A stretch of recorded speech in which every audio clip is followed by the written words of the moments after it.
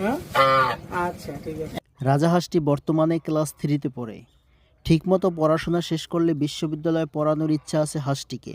পিরোজপুর জেলার নাজিরপুর উপজেলায় পূর্বজুগিয়া গ্রামে কৃষক ও দিনমজুর জাকির হোসেন যেখানেই যাবে রাজাহাঁসটি তার সাথে সাথে মানে যাবে। এই হাঁসটাই ডাকলে চলে আসে না?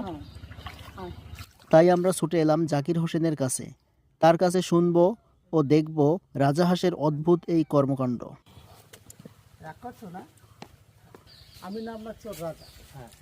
যেহেতু রাজা রাখছি, ও রাজা তোর নাম আছে, তারপর আমি রাজা রাখছি যে আমি রাজাকে ডাক দিলে ও চলে আসবে। মূলত আমার কথাটা বুঝতে আমরা শুনছি যে ও নাকি চা খায়। চা খায়, তারপর স্কুলেও ক্লাসে যায়, যাইয়া ওই বাচ্চাদের সাথে ঘুরে ঘুরে আবার চলে আসে।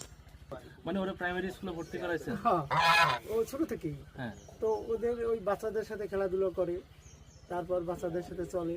হুম। বিশেষ করে আবার আমি যাই যখন, তখন ওই ক্লাসে যাই, ও যায়। হ্যাঁ। স্কুলের বিষয়টা বলেন তো একটু। স্কুলের বিষয়টা হচ্ছে যে ও বাচ্চাদের সাথে ক্লাসে যাবে, হ্যাঁ। ক্লাসে যাইয়া ও বেঞ্চের উপরে বসবে, হ্যাঁ। বসে কথা শোনা ওর মতো দেখাশোনা করবে, আবার ডাক দিলে চলে আসবে।